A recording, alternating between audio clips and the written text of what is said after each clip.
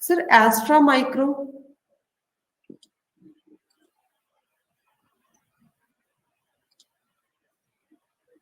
Extra micro का भी chart में एक ब्रेकआउट देखने को मिला है, लेकिन ब्रेकआउट बैकआउट के बाद देखने को मिला और ऊपर के लेवल पे प्राइस सस्टेन नहीं कर रहा।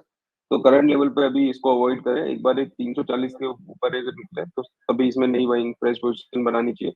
करंट लेवल पे अवॉइड है जी। तो एस्ट्रा माइक्रो सर ने बोल दिया है कि करंट लेवल्स पर हमें थोड़ा सा अवॉइड करके चलना चाहिए।